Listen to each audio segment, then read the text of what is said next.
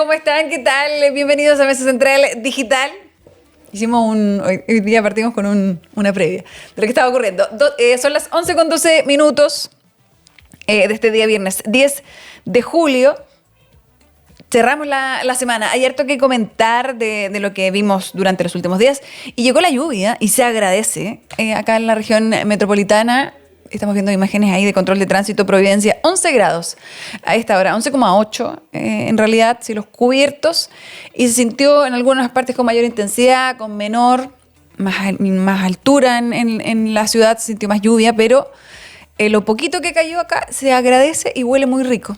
Si quieren, están en su oficina, vayan a darse una vuelta, porque huele muy rico el aire un poco más limpio. Ayuda también para el problema, las enfermedades respiratorias, porque estaba bien intenso y habíamos tenido pésima calidad del aire durante los últimos días. Ahora, está un poquito de lluvia que no creo que mejore mucho, pero lo que sea, se agradece. Tenemos, viendo aquí el mapa, sigue lloviendo y hay tormentas eléctricas también desde Talca en adelante prácticamente, es lo que dice la dirección meteorológica. Máximas de 20 para Arica y Iquique, máximas de 15 acá en Santiago, también para Valparaíso, máximas de 15, y ya en Puerto Montt baja un poquito más, apenas 11 grados la máxima para este día viernes, apenas 3 la máxima en Punta Arenas. Hoy día se iba a sentir poquita oscilación térmica acá en la región metropolitana, porque temprano, a eso de las 7:30, 8, habían 13 grados. Así que se notaba que se venía la lluvia. Vamos de inmediato a revisar cuáles son los temas de este día viernes. Bueno, vamos a hablar del enredo opositor. Como la semana pasada la noticia era el oficialismo y también el enredo que había, los encontrones. Bueno, esta semana fue el turno de la oposición. Y en algo que parecían estar bien de acuerdo, se comenzó a perder. Hubo pugna al interior también del Partido Socialista y hoy día estuvo una de las protagonistas conversando con Iván Valenzuela en Mesa Central. Daniela Chiquerdini abordó, más allá de la discusión en particular, porque no quiso referirse mucho a eso, pero sí habló de lo que espera debería ser el de aquí en adelante, cómo actúe la oposición. Y ayer una reunión importante en donde comunicaron desde la DC al PC que efectivamente van a recurrir al Tribunal Constitucional. ¿Qué pasa también con el PPD y el acuerdo al que habían llegado 3 parlamentarios? Porque ayer el presidente de la colectividad dijo: nosotros somos parte de este acuerdo y también vamos al TC. Ya, vamos a hablar de eso. Vamos a hablar también del reencuentro de los expresidentes y el presidente José Antonio Kast en el Palacio de la Moneda, en medio de estos climas adversos, ahora en cada una de las veredas. Pero también, bueno, reapareció también durante esta semana la exministra Camila Vallejo. Fue muy crítica del mandato de José Antonio Kast y muchos decían puede sentar quizás un tono no tan bueno en la previa, ¿no?, a esto que vimos ayer, esta ceremonia, y la verdad es que fue todo lo contrario. Hubo muchas palabras de unidad y de consenso, y también de lo importante que son las instituciones, tanto por parte de José Antonio Kast como también del expresidente Gabriel Boric. Así que vamos a hablar sobre eso también. Y se actualizaron las cifras del sistema frontal para el sur de nuestro país. Si acá estamos celebrando unas gotitas de lluvia, bueno, en el sur llovió mucho, demasiado, y de hecho se registraron índices de lluvia nunca antes vistos en algunos sectores, y eso generó problemas en la corte de suministro eléctrico, inundaciones y un sinfín de problemáticas. Se está trabajando en retornar a esa normalidad lo más pronto posible, pero vamos a hablar sobre eso también. Tenemos bloque mundialero, ayer se retomó el fútbol y también vamos a estar con Anita Mena en el bloque mundialero, y vamos a estar también con un nuevo invitado acá en Mesa Central Digital. Un ratito más se los voy a presentar. Vamos de inmediato entonces, partamos con la oposición y el intento de dar esta señal de unidad ayer. Bueno, ayer se tuvieron entonces esta reunión, dieron un punto de prensa todos juntos, y también había un comunicado, un texto en donde decían que las fuerzas opositoras, independientes de todo lo que había ocurrido durante la semana, iban a recurrir al Tribunal Constitucional por la invariabilidad tributaria, que era un punto de discusión importante, pero también por otras cosas. Están analizando, presentaron también a quien va a representarlos ante el tribunal. Así que hubo hartas definiciones relevantes. Celebraron también que, a pesar dijeron, de las diferencias que hay entre los partidos, la diversidad que hay de los partidos en la oposición, sí hay un ánimo de trabajar en conjunto y hay un consenso en que dicen: acá esta mega reforma como está no les parece que sea la solución para los problemas de la ciudadanía, decían los presidentes de partido, y que por lo tanto era importante llegar a este acuerdo. Vemos ahí las imágenes a quienes estuvieron presentes, estaban los presidentes de partido, pero también los jefes de bancada, representantes tanto del Senado como también de los diputados en algunos casos, así que llegaron a ese acuerdo, pero tuvimos imágenes también durante esta semana que distaban mucho de eso, ¿no? El encontrón que vimos de Paulina Bodanovich con Daniela Chiccardini en pleno hemiciclo, y también esta imagen de ver a Ricardo Celis junto a Jorge Quirós y también Paulina Núñez anunciar el acuerdo con el que llegaban el PPD precisamente sobre invariabilidad tributaria, en este diálogo que establece y que impulsa Paulina Núñez de la mesa técnica. Vamos a revisar lo que decían después de la reunión de los partidos de la oposición, cuando ya comunican cuál es su decisión, lo que decía Paulina Bodanovich y lo que decía también el presidente del PPD, Raúl Soto. Así que hay hartos temas que nos ocupan, que nos preocupan. Nos preocupa la situación económica de los chilenos, nos preocupa la cesantía y por lo tanto las coordinaciones hoy día se hacen más necesarias que nunca. Ha sido una conversación muy franca, muy directa, con mucho sentido de unidad y también de responsabilidad frente a las problemáticas que afectan a los chilenos y chilenas. Yo quiero agradecer la concurrencia de todos los presentes, pero también el espíritu fraterno en que se desarrolló la reunión, el llamado nuevamente a seguir trabajando en forma unitaria, reconociendo la diversidad de nuestros partidos, pero también la urgente y necesidad de la coordinación permanente. Así que estuvieron conectados también vía Zoom Jaime Mulet y la senadora Yasna Proboste, que como ustedes saben es la jefa del Comité Unido. También estuvo la senadora Pascual, que es la subjefa de ese comité. Muchas gracias. ¿Por qué no va a ir a la reunión con la presidenta del Senado, Paulina Núñez? Porque también en el curso de la mañana se le solicitó a la presidenta del Senado que esa reunión a la que había convocado solo al Partido Socialista, nos enteramos ahí cuando lo hizo presente el Comité Unido, le pedimos que la ampliara al otro comité. No recibimos respuesta, de manera tal que el jefe de bancada, Juan Luis Castro, le informó que no asistiríamos a esa reunión. Nosotros lo hemos señalado, la reforma en su conjunto es mala, creemos que hay que impugnarla con toda la fuerza de los argumentos jurídicos constitucionales, sin descartar ninguna alternativa. La recomendación respecto de los fundamentos jurídicos la van a redactar los abogados constitucionalistas y la vamos a sancionar en conjunto con el resto de la oposición. No descartamos absolutamente nada, incluida la invariabilidad. Creemos que el problema de constitucionalidad, eventualmente de la invariabilidad, no tiene que ver con la cantidad de años, si son 25 o son 10 años, sino que tiene que ver con el mecanismo en sí mismo, ¿ya? Y desde esa perspectiva nos parece que sigue siendo viable un requerimiento en esta materia y eso es lo que estamos conversando y nosotros como PPD vamos a respaldar una acción conjunta de la oposición en esta materia, también en los aspectos medioambientales y también en otros aspectos que se están conversando en conjunto con los abogados constitucionales. Bueno, ahí estaba entonces, y la duda era un poco con lo que decía ahí el presidente del PPD, era qué pasa entonces, si acá hay parlamentarios que anuncian un acuerdo, que cuando, como a quién se bloquea ese acuerdo, qué es lo que ocurre, son las preguntas que le hacían, pero él insiste en que acá hay un acuerdo que él representa también un acuerdo a nivel de toda la militancia y que el punto entonces es apoyar y ser parte de como oposición recurrir al Tribunal Constitucional. Ahora, el desencuentro de la semana, lo decíamos, está ahí, lo están viendo en imágenes, ahí a Daniela Chiccardini y también a Paulina Bodanovich. Hoy hacía el balance la senadora Chiccardini conversando con Iván Valenzuela y decía que la semana partió muy mal, pero terminó muy bien. Y entre lo puntual, ¿no?, de la discusión no quiso entrar mucho en detalle, pero sí dice que la fotografía que se vio, él mencionaba, ¿no? Cuando anuncian el acuerdo del PPD, donde está Ricardo Celi, está el ministro Jorge Quirós y está también Paulina Núñez, la presidenta del Senado.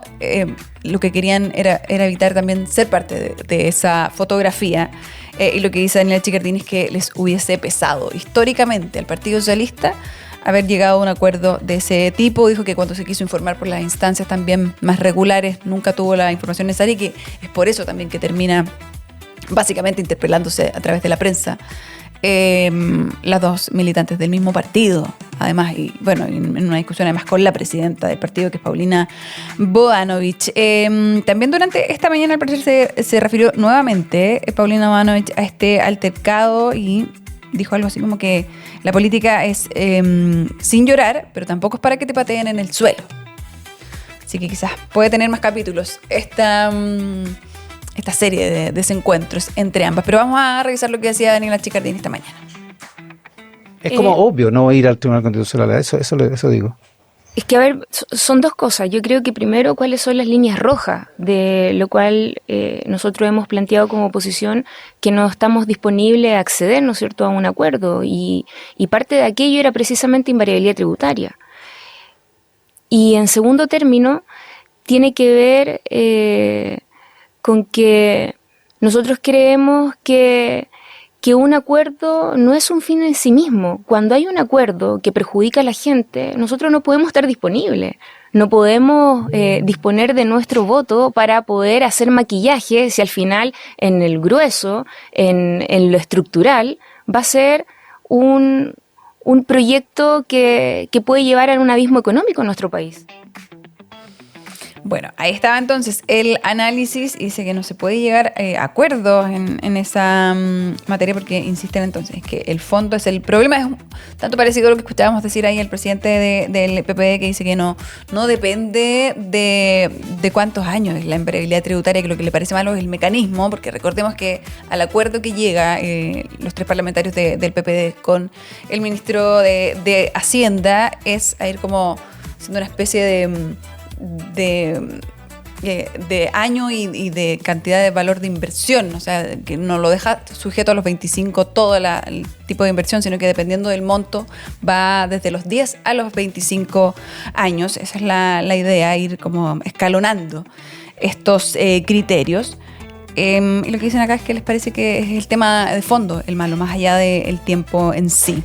Vamos a revisar más de lo que decía Daniela Chickardini en torno también a lo que debería verse de aquí en adelante, los acuerdos también, y cómo debería enfrentar la oposición en general este proyecto de mega reforma. Nos estamos ajustando a lo que ha resuelto institucionalmente el Partido Socialista. Y lo que ha dicho el Partido Socialista con las bases en un voto político es ser una oposición firme ante un gobierno de ultraderecha. ¿Y la mesa no está siendo suficientemente firme? Este no es un gobierno de derecha, no es el gobierno de Piñera. Y para nosotros ha sido una situación muy compleja, porque nosotros tuvimos una derrota electoral y cultural. Y esa derrota tan profunda significó también recriminaciones entre partidos, el mundo progresista, reflexiones profundas, que nosotros todavía estamos en ese proceso, porque hay aspectos que evidentemente, Iván, nosotros recogemos el guante de lo que la gente también esperaba de nuestro mundo. Y creo que los temas de seguridad son un tema que siguen siendo prioritarios para la gente. Y nosotros tenemos que abordarlo con mucha firmeza, pero también con mucha prudencia y responsabilidad. Tuvieron un déficit antes. Claro, por supuesto que sí. Y los temas de crecimiento y empleo, porque se oponen a la mega reforma. ¿Y qué proponen para crecer? Y eso también es parte, yo le iba a decir, seguridad y también crecimiento económico. Creo que los partidos de izquierda, del mundo progresista, también, y el Partido Socialista, por cierto, y estamos en esa reflexión, plantear cómo creemos que tiene que existir crecimiento económico en Chile, pero un crecimiento económico que le llega a todos y todas y no solo a un puñado de empresarios como lo plantea el Ejecutivo en este proyecto, ¿no es cierto?, de mega reforma. Ya, ¿cuánto tiempo van a estar en reflexión? Sería bueno también saberlo, para ir avanzando en las propuestas, sin duda. Bueno, escuchábamos también, antes de escuchar a la senadora Chickardini, lo que decía Paulina Bodanovich sobre esta no reunión. Se hablaba harto de que iba a ir el Partido Socialista igual a una reunión en el contexto de la mesa técnica y que iban a tener nuevamente un diálogo, y luego se informa que no va a ser así, y lo que plantean es que buscaban que fuesen más los partidos invitados, más los grupos a esa instancia de conversación, y que al no tener respuesta, dice Paulina Bodanovich, que comunicó Juan Luis Castro, que es el jefe de bancada del Partido Socialista, que no iban a ir entonces a la reunión con Paulina Núñez ni tampoco con el ministro Quirós. Han dicho también desde el otro lado que están siempre abiertos al diálogo. Paulina Núñez ayer también dio una entrevista en el podcast de Mónica Rincón, en donde dice que el presidente José Antonio Kast le agradeció esta mesa, generar este diálogo, porque recordemos también que dentro de lo que ocurrió esta semana, una de las grandes ganadoras fue Paulina Núñez, la presidenta del Senado, militante también de RN, porque al mismo día en que desde la UDI habían dicho que esta mesa de diálogo no tenía ni un sentido, porque la oposición iba a llegar igual al Tribunal Constitucional, que era un diálogo absolutamente infértil, no tenía que terminarlo además, o sea que basta de esta mesa.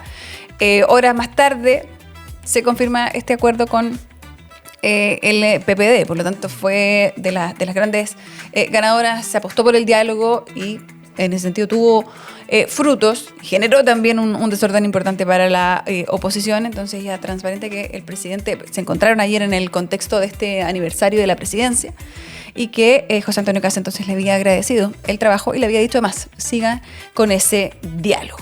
Así que ahí también hay un punto que analizar, y sobre todo ver también cuál es ahora la postura de la UDI en torno a RN, porque había generado disputa, había aparecido incluso la presidenta Andrea Valladares, la presidenta de RN, a defender el rol que estaba cumpliendo Paulina Núñez. La vemos ahí, Flor Baize y también el diputado Sergio Bobadilla habían dicho que les parecía que no tenía ni un sentido esta mesa de diálogo. Vamos a revisar lo que decía la presidenta del Senado a propósito de tener más reuniones, de seguir abriendo la puerta a esa conversación a pesar de los anuncios que se hagan o a pesar también de las reuniones que se caigan. Conocimos de una reunión que sostuvieron los presidentes de los partidos desde la oposición. Eso es una cuestión que le compete a ellos. Yo no me voy a involucrar, obviamente, en el momento que están viviendo, menos lógicamente en mi rol como presidenta del Senado, pero sí ya hay algo que quiero reiterar, y lo hice personalmente comunicándome con los jefes de los comités, es que hay tiempo para poder acercar esas posiciones, mejorar el proyecto, y que en definitiva, algo tan propio de la política, cada uno pueda influir con sus ideas, entendiendo que hay líneas rojas, entendiendo que hay medidas que sin duda cuentan con el apoyo del oficialismo y por lo tanto se van a aprobar, pero siempre, insisto, va a haber espacio para mejorar ese proyecto, y al menos como presidenta del Senado voy a estar disponible hasta el último segundo para que eso se produzca. Ya, disponible al diálogo. Entonces, al parecer también durante estos días había mejorado también la relación con el ministro de Hacienda, que dicen nunca fue particularmente mala, pero decían que acá había una propuesta de Paulina Núñez de este diálogo, que a veces el ministro se perfilaba como alguien mucho más intransigente, y ella también lo comunica, dice acá vamos a dejar las caricaturas. El ministro siempre estuvo dispuesto también a esta conversación. Pero a pesar de esto, hoy día EMOL revela acá una encuesta Black and White sobre una consulta que se hace ahora recientemente por el desempeño que ha tenido precisamente el ministro de Hacienda, Jorge Quirós. Dice que hay un 60%, la mayoría dice que cree que la economía no va a repuntar con el ministro Quirós liderando el Ministerio de Hacienda.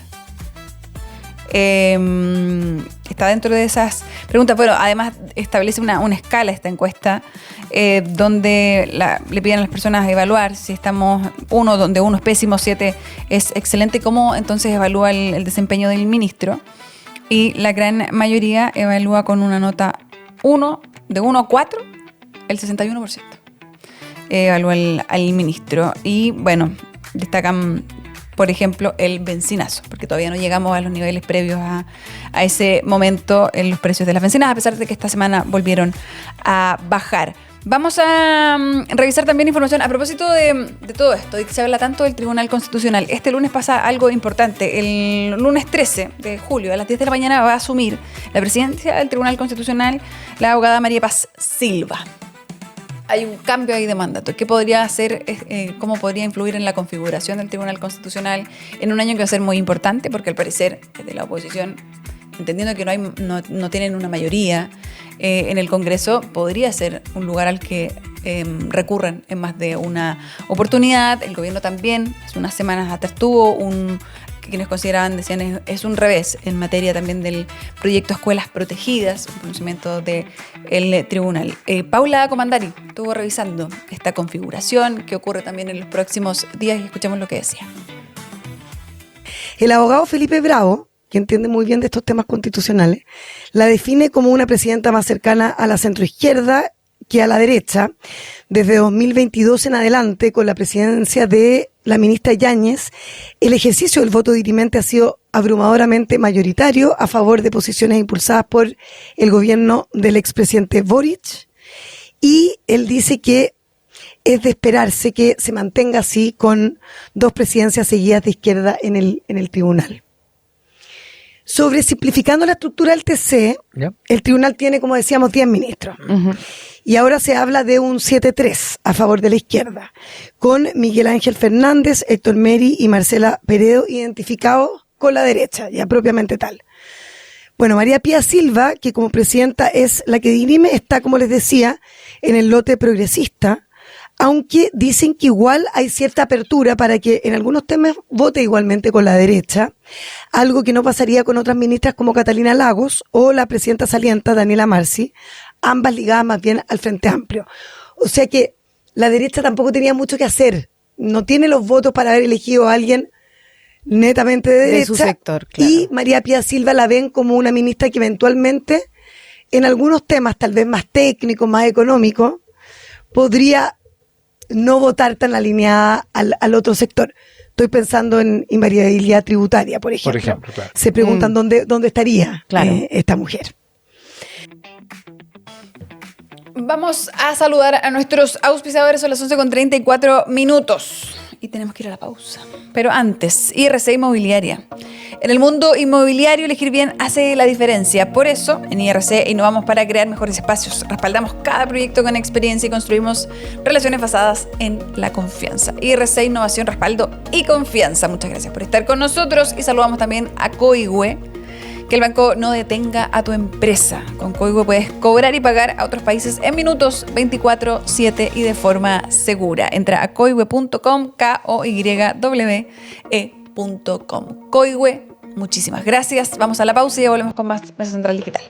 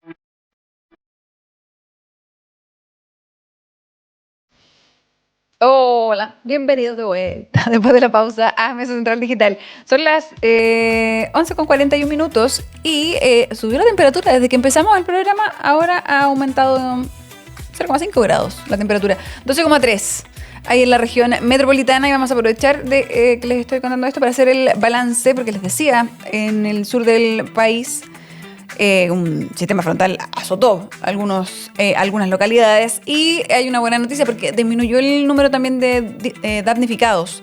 Es lo que informa Senapred, el corte con información más actualizado que hay durante esta mañana. Habla de 13 personas damnificadas, eran 20 anteriormente, y reportan además 11 personas aisladas, 4 viviendas destruidas, 5 con daño mayor y 91 con daño menor. Dan cuenta también de 46 viviendas con daños aún en evaluación. Por supuesto, hay que esperar que mejore las condiciones a veces para poder levantar los catastros y tener la información. Los municipios también tienen una labor muy, muy relevante. Se hablaba entonces, dicen, de 20 damnificados antes, pero se aclaró una situación con 9 personas y fue resuelto, y por eso entonces se reduce el número rápidamente. Les decía también que hubo harto corte en servicios, entre ellos el suministro eléctrico. 11.000 clientes permanecen sin suministro eléctrico, según información que entrega Senapred, pero que reciben de la Superintendencia de Electricidad y Combustibles. Y ahora dicen también que no todos los cortes están asociados al sistema frontal, porque recordemos que igual siempre hay una porción de personas a veces sin suministro, pero que responde a otras cosas. No siempre es por la emergencia.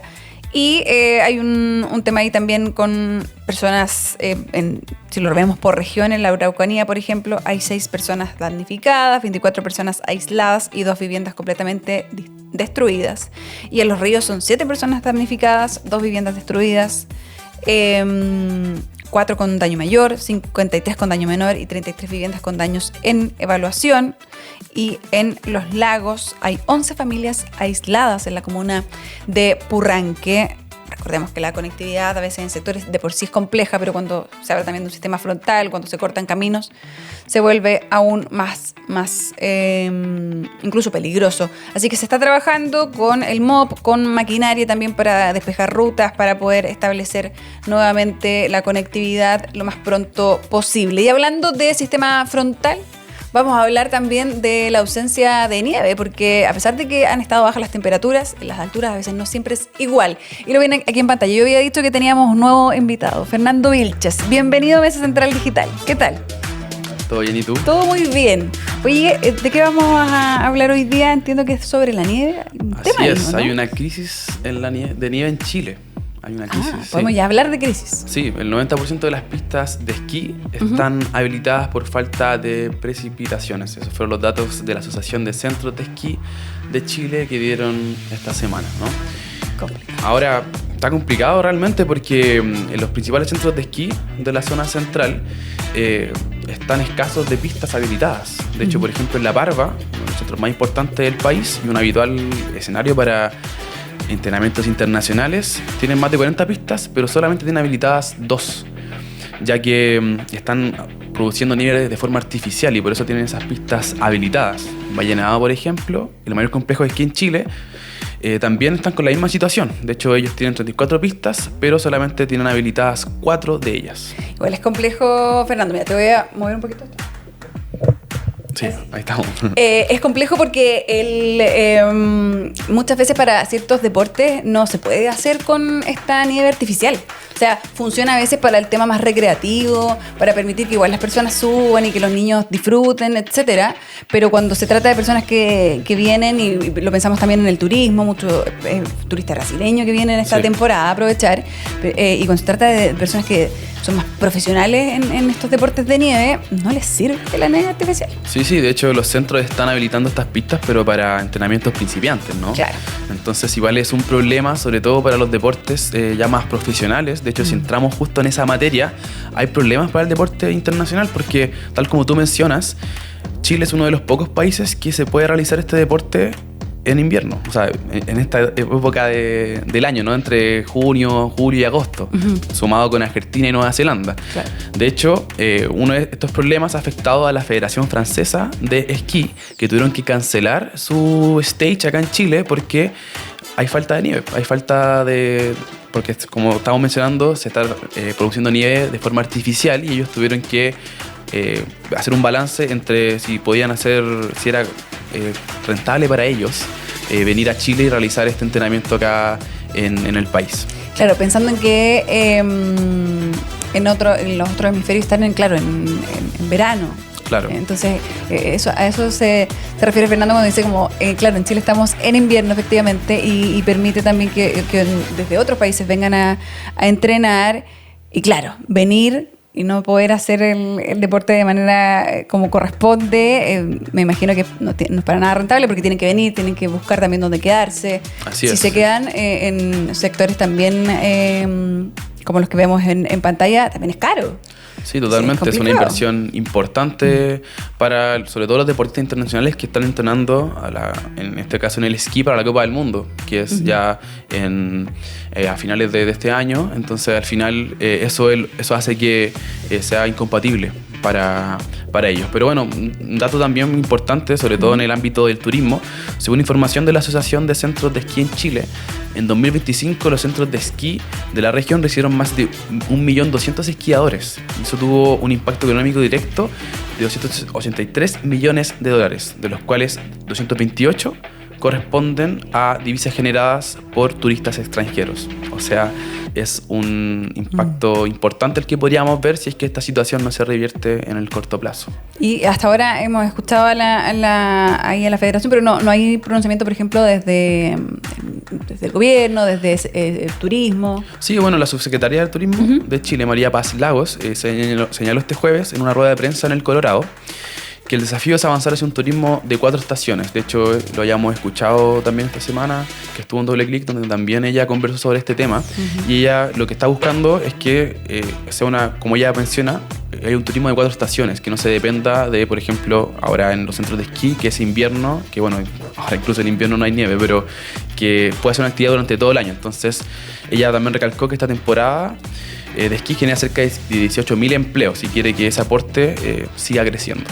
Claro, porque bueno, con las cifras de desempleo que tenemos en nuestro país, 9,4%, no estamos para perder oportunidades como esta. Y sí, claro, genera además empleo, además de turismo, la nieve, es preocupante el escenario. Así que vamos a ver. ¿Y qué más tenemos para hoy día? Bueno, otra de las cosas que también han estado en la agenda, sobre todo en redes sociales también, es la exalcaldesa de Antofagasta, Karen Rojo, quien será extraditada desde Países Bajos, donde está recluida tras ser condenada por delitos de fraude al fisco. Ya el Ministerio de Público informó este jueves que tras permanecer casi 4 años aproximadamente en Europa, la autoridad llegará a Chile dentro de las próximas 2 semanas. De esta forma, un equipo del Interpol va a realizar esta extraditación, este proceso de extradición, mejor dicho. Y recordemos cómo comenzó esta historia, ¿no? El 23 de marzo del 2022, la autoridad viajó a Europa en un avión comercial y en el mismo día que le habían hecho su condena de cárcel efectiva, la Corte Suprema de Antofagasta. Después, tras permanecer varios meses prófuga, fue detenida en Países Bajos en julio del 2022 debido a una alerta roja que había pronunciado la Interpol. Desde entonces, ella permanece privada de libertad en la cárcel de Utrecht. Ya estábamos pensando en 4 años que ya lleva recluida, porque esto es del 2022, y es una condena de 5 años, ¿no? Sí, 5 años. Vamos a ver también cuánto tiempo, porque sabemos que a veces eso tiene que generar ahí como que se validan las detenciones. Entonces, ¿cuánto tiempo finalmente va a pasar también recluida en nuestro país? Pero claro, era un nombre como que habíamos olvidado, y en algún momento se habló mucho de la exalcaldesa. Recuerdo el momento además cuando se dan cuenta que no estaba en el país, que también generó mucha polémica, porque todos decían, ¿cómo puede pasar algo así? Claro. ¿No? Alguien que está a la espera de un veredicto judicial, que se toma un avión y se vaya. Claro, recordemos que ella salió del país porque no había una orden de captura en su contra. Entonces, claro, salió como ciudadana libre, por decirlo, pero claro, sí, justo ese mismo día la habían condenado, ¿no? Claro, que era como, ¿por qué no hubo otro tipo de medidas? Y de hecho, ahora se menciona bastante en otros casos, en otros contextos también, por otro tipo de investigaciones, pero siempre se habla cuando se piden las cautelares, las medidas cautelares, de ese riesgo de fuga. Es algo que siempre consideran y que siempre mencionan los jueces. Parece que en ese momento no se consideró tanto. No, al parecer y no. ella apareció en Países Bajos, sí, hartos meses después. Efectivamente. Bueno, igual una de las interrogantes ahora, como tú habías mencionado, es qué podría pasar, ¿no? Y según las autoridades involucradas en este caso, el tiempo que ha permanecido privada de libertad en Europa podría abonarse a los 5 años y 1 día de presidio efectivo a los que fue condenada por fraude al fisco. Incluso podría eventualmente quedar libre si es que se aplicaran algunos de los distintos beneficios carcelarios que existen por haber cumplido una parte importante de la pena. Pero eso es algo que va a tener que resolver eventualmente los tribunales de Antofagasta, ¿no? Entonces, el principal punto y la interrogante que queda ahora, que deberá resolver la justicia chilena, sería porque no es la culpabilidad de Karen Rojo, eso ya está dictaminado, ¿no? Eso ya es algo que ya está decidido, sino que es la forma en la que ella cumplirá su pena. Esa es la gran interrogante. Claro, porque ya técnicamente lleva 4 años cumpliendo Sí. esa pena en otro país. Ahora, me imagino también que se va a evaluar, porque si vuelve a nuestro país, y efectivamente ya han pasado 4 años, son 5 años, a veces pasa que en la mitad del cumplimiento de condena se le otorgan beneficios por buena conducta, por varias razones. Yo no sé si se puede considerar buena conducta cuando ella se fue del Sí. país. Sí, es un dato a considerar. Entonces ahí hay que ver Sí. qué puede ocurrir. Bueno, la defensa de Karen Rojo va a apelar a eso precisamente, ¿no? A algún Claro. beneficio para poder ver si es que ya eventualmente queda en libertad o para cumplir los distintos beneficios que se le pueden dar, ¿no? Ahora también hay que considerar que en nuestro país hay una sobrepoblación en las cárceles. Entonces a veces también Sí. es ese el argumento que se utiliza para otorgar ciertos beneficios y considerar a lo mejor no riesgo de una reincidencia, etc. Muchas gracias, Fernando, por este bloque. Muchas gracias a Quedé ti, informadísima. Y bienvenido a Mesa Central Digital. Feliz de estar acá. Ojalá verlo de nuevo por estos lados. Ya, vamos a continuar el programa y vamos a hablar de inmediato. Vamos a seguir conversando ahora sobre este aniversario y esta imagen que vimos ayer, donde están los expresidentes. Nuevamente quedó ahí el expresidente Boric al lado de Cecilia Morel, con quien han tenido siempre una relación de bastante cercanía, sobre todo luego del fallecimiento del expresidente Sebastián Piñera. Estaba Cecilia Morel porque precisamente estaba representando al expresidente Eduardo Frei, que asiste también a esta ceremonia con su esposa, Martita Larraechea. Estaba también uno de los hijos del expresidente Patricio Elwin, también ahí representándolo. Y faltaba, claro, Ricardo Lagos y también la presidenta Bachelet, que fueron mencionados también durante la ceremonia, pero por distintos motivos no pudieron estar. Pero ahí hay una postal para el recuerdo. Era importante también para presidencia quienes asistían, porque también esto mide el poder de convocatoria, ¿no?, que pueda tener el presidente José Antonio Kast, y de verdad es que todos agradecieron esta invitación y el recorrido ahí que pudieron hacer por el Palacio de la Moneda. Vamos a revisar lo que decía el presidente José Antonio Kast durante la jornada de ayer. Tuvo un discurso dedicado también a destacar distintos momentos de nuestra historia y también la labor de cada uno de los expresidentes.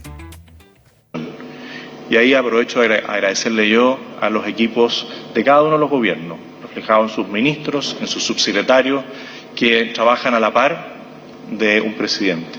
Y creo que en eso compartimos, que cada uno de ustedes está muy agradecido de sus equipos de gobierno, así como lo estoy yo de cada uno de los ministros, subsecretarios y equipos que nos acompañan, para quienes también pido un aplauso, porque parte de lo que uno hace es el desvelo de cada uno de ustedes. Y yo creo que en todos los gobiernos los ministros han estado más desvelados que el propio presidente, porque han trabajado mucho, al menos en este gobierno han trabajado mucho, y le agradezco a cada uno de los ministros. Porque las crisis no se enfrentan solo con palabras, sino con seriedad, con trabajo y sobre todo con profundo amor a Chile. Pedro Aguirre Cerda enfrentó el terremoto de Chillán. Jorge Alessandri, familiar suyo, presidente de la Cámara de Diputados, reconstruyó tras el mayor terremoto que jamás se había visto, ¿no es cierto?, una ciudad, una región entera. Y los caracterizó siempre la seriedad, la sobriedad y la austeridad. El presidente Sebastián Piñera nos devolvió la esperanza con el rescate de los 33. Tengo un déjà vu. Pero ya pasó. Muchísimas gracias a todas y todos los presentes. Muchas gracias, presidente Kast, por la invitación. Hemos sido rivales en ideas y seguramente lo seguiremos siendo, pero nos une Chile, nos une profundamente Chile. Y tal como le expresara en una carta que le entregué el 11 de marzo de este año en el cambio de mando, como expresidente siempre estaré disponible para lo que la República requiera. Y esta tradición, que a propósito de esta invitación se ha destacado en algunos medios, es realmente valorable y no tenemos que darla por sentada. La democracia se cuida todos los días y esta es una manera importante de hacerlo. Recordando en este lugar histórico, una institución histórica como la Presidencia de la República, en momentos en que a lo largo de toda América Latina, y no solamente en América Latina, sino en el mundo, quienes representan ideas opuestas muchas veces no pueden verse, no asisten al cambio de mando unos de otros, no reconocen el resultado de las elecciones cuando gana alguien que no es de sus ideas. Y por eso esta invitación creo que tiene un valor mucho más profundo que solamente las palabras que cada uno de nosotros pueda dar. Bueno, ahí estaba entonces el expresidente Boric, también el presidente Kast en medio de esta ceremonia, y vamos a ir de inmediato. Vamos a ir a la pausa. Yo sé que me dijeron todo esto, pero lo olvidé. 11:58, mentira, vamos a hablar del Mundial. Porque ya está aquí conmigo Anita Mena. ¿Cómo estás? Muy bien, ahí sonó el pitido. No estaba preparada para el momento. Toda la instrucción me la dieron, pero es día viernes. Y yo así. No, y yo le escuché que es lo peor de todo y claro, bueno. Pero bueno, aquí estamos. Aquí estamos listas y preparadas, por supuesto. Oye, ayer pasaron cositas. Pasaron cositas. Francia, como se dice en el lenguaje futbolístico, ganó caminando. Casi. No, zozobras no tuvo. Yo estaba contenta para imponerse 2-0. Si perdía Francia mañana, yo hasta ahí llegaba mi polla mundial. ¿En serio? Así, siguen liderando entonces. Sí. Que se sepa que vas ganando. Es todo lo que he aprendido en este bloque, gracias a ti, Anita Mena, y gracias a Javier Saldúa. Ya, sí, Francia le gana 2-0 a Marruecos el día de ayer y ya es el primer semifinalista de esta Copa del Mundo 2026. Y como ya lo dijimos, ganó sin pasar mayores zozobras, sin pasar mayores sustos. Si bien es cierto, no marcó hasta pasada ya la hora de juego, pero se logró imponer por 2-0. Una de las cosas llamativas que pasaron, podríamos destacar dos de ellas que están claras. Mbappé igualó a Messi en la cantidad de goles de este Mundial, con 8 cada uno. Y lo otro, Mbappé, igual que Messi, se perdió un penal. Oye, sí. Al minuto 29. Lo vi. Y el DT, Didier Deschamps, DT de Francia, sinceró que Messi estaba molesto con el arquero por el penal. No, perdón, que Mbappé estaba molesto con el arquero por el penal. ¿Por qué? No porque él se lo haya perdido básicamente, sino por el tiempo que se tomaron para ya poder ratificar que fueron cerca de 2 minutos. Entonces, según Mbappé, eso ya estaba más claro. ¿Que se lo había perdido? No, que para decretar el penal tuvieron que ir a ver la jugada, el VAR y todo eso. Y eso como que no le gustó mucho. ¿Y que se puso nervioso? No se puso nervioso. Igual le pegó súper mal. Es que sí. Con respeto, pero le pegó Con respeto a la figura, sí. Fue como se dice igual, no sé, como estos pases que le dan al arquero básicamente. No fue fuerte. Sí, y como que hasta él quedó como con, no sé. Como que hice. Pero bueno, independiente de eso, ganaron. Mbappé también habló después y a pesar de el gran nivel que está mostrando Francia, porque para el partido que vimos ayer, podríamos decir que ya es uno de... favorito. O es el gran favorito para quedarse con la Copa por la gran solidez que ha mostrado en este Mundial. Pero y está para que eso. La vez anterior era Francia o Argentina. Sí, pues la vez anterior fue Francia-Argentina. Y lo otro que también la historia de Francia con Marruecos está bastante fresca porque habían jugado el 2022 en Qatar también. Francia también lo habían eliminado, pero en ese momento fue en semifinal. Y si hablamos de Mbappé, lamentablemente tenemos que hablar de Celeste Amarilla, la senadora. Mentira que sigue. Toda esta historia sigue, Cota, continúa. Mira, ayer Celeste Amarilla dio a conocer que le habían hackeado su cuenta de Instagram. Entonces todo lo que saliera ahí ya no dependía de ella. Y me pregunto yo, ¿podrá salir algo peor de lo que ella misma ya ha hablado, ya ha escrito, ya ha señalado? No lo sé. Se pone en duda eso. Y lo otro también que se conoció es que ella evalúa denunciar a Mbappé por calumnia y difamación en Paraguay. ¿Mbappé habló de ella? Sí, le respondió. Pero como por red. En X. Sí, le respondió, pero... O sea, no da. Y como que, y si ella ya evalúa esta denuncia y todo, incluso como que yo creo que su gran objetivo, no lo sé, es que Mbappé llegue a Paraguay a la justicia. Pero también la Federación Francesa de Fútbol ya presentó una denuncia en Francia por racismo. Entonces este tema va a seguir, se va a terminar el Mundial y lo más seguro que esto va a seguir su curso.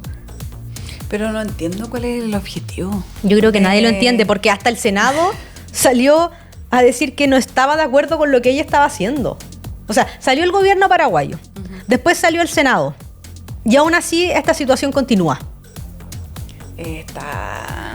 O sea, llama mucho la atención porque no se entiende, y no se entiende también que la defensa utilizó argumentos de género que no corresponden tampoco, porque no tiene nada que ver. Nada que ver. Utilizó un sinfín de... Y como que pide disculpas, pero después sale y dice como metimos preso a no sé quién. Sí. O sea, es raro. No, sí, es bastante raro. O sea, si su objetivo era hacerse conocida a nivel mundial, ya lo hizo. O detener a todo el mundo hablando de ella como nosotras, ya lo hizo. Pero está mal, está mal todo lo que ella hace. Y aún así como que continúa con esta jugarreta. Mbappé le respondió una vez por X y ya fue. Pero ella sigue. Y está en el proceso de elecciones en Paraguay, que está tan... Porque a lo mejor quiere que la gente sepa su nombre. Pucha, no sé, pero no se ve bien eso. No, para nada. Pero mira, hablemos de lo que se viene hoy. 3 de la tarde, España-Bélgica. Supongo que no te lo vas a perder. Me dijeron... Mira, yo mentiría si dijera que hoy día me acordaba de quién jugaba. La verdad es que no. Y me dijeron ahora en redes que si andaba de rojo en homenaje a España. ¿Qué crees tú? No sé quién puse. ¿No sabes cómo interpretarlo? Es que no me acuerdo quién puse en mi polla quién ganaba. Si puse España, que sí, po. Bueno, juegan con colores más o menos parecidos por si acaso. Así que yo que tú no decreto nada y lo dejo hasta el final. Mira. Puede ser. Vamos a ver si estamos haciendo el augurio. Sí, el España-Bélgica, que es hoy a las 3 de la tarde y que podríamos contar pequeñas historias que pasan por el lado. Uno, este señor que es Kevin De Bruyne, que es de Bélgica, debería ser ya su último mundial. Está Thibaut Courtois, está Lukaku dentro de Bélgica, que ya debería ser el último mundial. Ellos empezaron en Brasil 2014. A ganar tiempito ya. Claro, y tienen la misión de seguir avanzando, pero frente de ellos tienen a España, que igual está bien, igual anda bien. Bélgica al principio no tuvo mayores luces, pero la sacó a relucir cuando más se necesitaba para el partido anterior con Estados Unidos, cuando ocurrió toda esta polémica. 4-1. Sí, cuando pasó toda la polémica, ahí fue y Bélgica demostró solidez.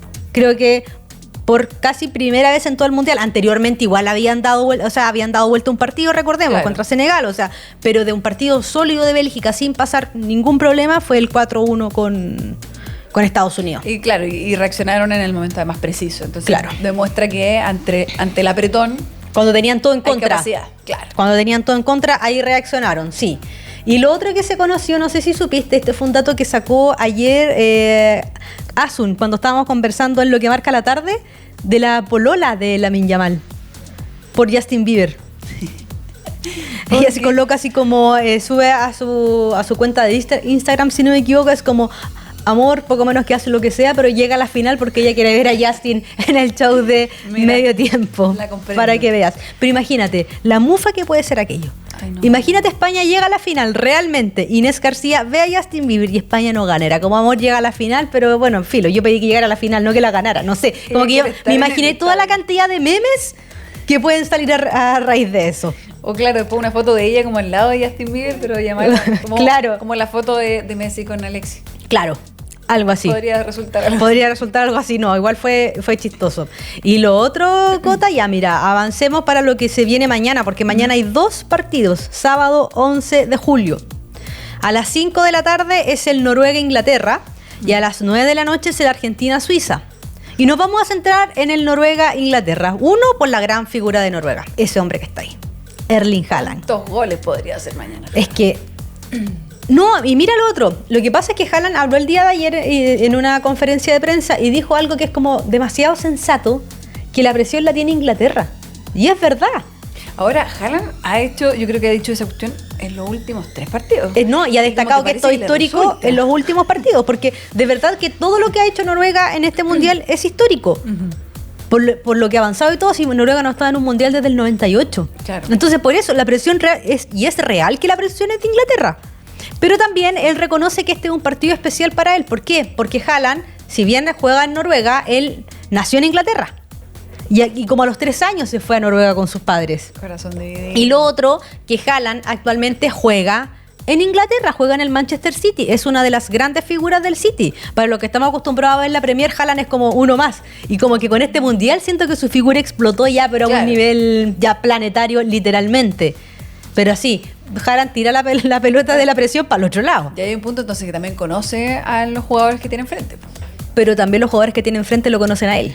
Claro. ¿Cachai? Entonces sí va a ser un muy buen partido ese encuentro. Y yo creo también que Noruega de alguna u otra forma se ha ganado el cariño del mundo en sí, por su celebración, por cómo ha enfrentado los partidos, por qué no han hecho ni media polémica.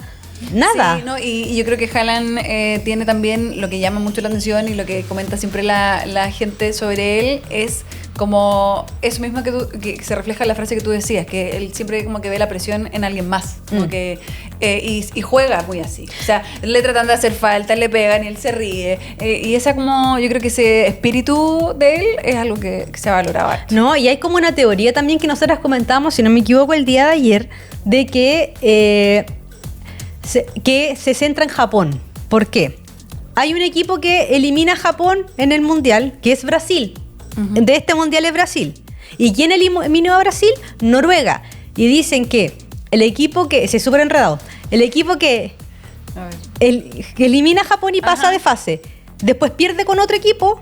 El otro equipo con el que pierde, que en este caso es Noruega, podría ser campeón del mundo. Y ha pasado en otros torneos atrás que en este momento no lo tengo en mi mente, pero se ha dado como esa suposición. Se dicen que ahora podría ser... Entonces, Noruega, porque Noruega fue el que venció a Brasil.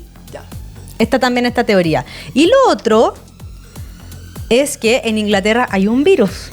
Se dio a conocer ahora. Y que afecta a una de sus máximas figuras, que es Declan Rice. Está con gastroenteritis. Y el equipo lo aisló. Está con gastroenteritis. Eso se dice. Y tampoco, y queda como en duda si va a participar mañana o no, y es una de las figuras ancla de Tuchel en la oncena titular. Voy a decir algo para que me odien. No hay nada más insoportable que un hombre enfermo. Por algo está aislado, dices tú. Más allá que el cuidado de toda la selección. Gastritis de creer que se va a morir. Básicamente. Sí. Pero bueno. Vamos a ver entonces también, con esa baja entonces ahí en Inglaterra. No está confirmada 100%, pero podría serlo. Ya. Sí, porque es que igual la idea es cuidar a todo el resto. Claro, y lo otro que Kwanzaa, que fue expulsado en el partido anterior contra México, de Inglaterra, ahora un ex DT de Inglaterra le pide al primer ministro británico que interceda para que le borren la roja, como fue el gran caso bullado de Balogun. Pero esto no va a pasar, ya se sabe que no va a pasar porque Inglaterra para apelar tiene que pasar esta fase. Entonces, con este partido no se va a dar. Van a llamar al rey, pues. Pero así está la cosa. Ya córtenla. No. Ya basta. Ayer igual a veces da lata, porque entre la pausa de hidratación, que congela a veces todo lo que está ocurriendo, y el tema de que están todo el rato reclamando por todo, ya se enseñan los árbitros, ya basta. Por favor, tú dices fuera la que pelota. se ensucia el juego, dices tú. Sí, se vuelve todo más lento. Entonces, he visto muchas lágrimas en este mundial. ¿Qué quieren que les diga?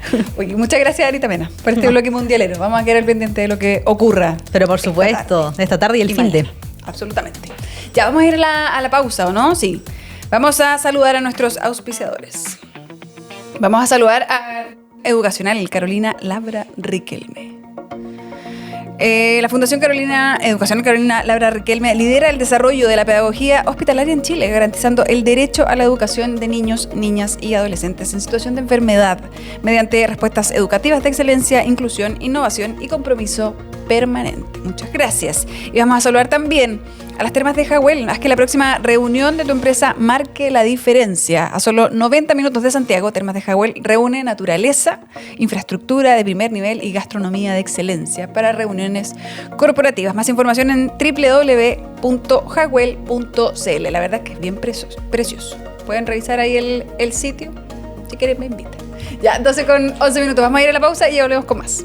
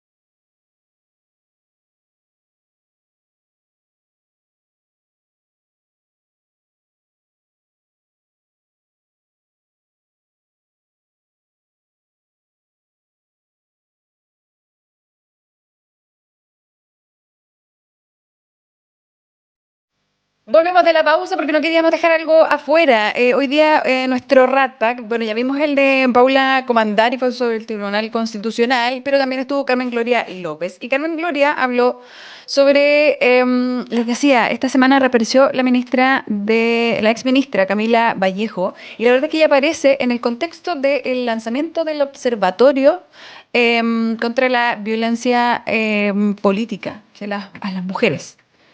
Creo que ese era el nombre en específico. Pero finalmente era para hablar de eso. A eso se reúnen ex autoridades. Eso las convoca. Y hoy día lo abordó Carmen Gloria López. Dice, efectivamente, cuando se dice que la política a veces es sin llorar, pero es muy cierto que con las mujeres son mucho más rudos. Hay algo que se denomina también doxeo, y el publicar antecedentes también de mujeres. Entonces es mucho más violenta la reacción que se tiene en contra de las mujeres que están en política, y hay unos datos bien interesantes. Escuchemos lo que decía Carmen Gloria.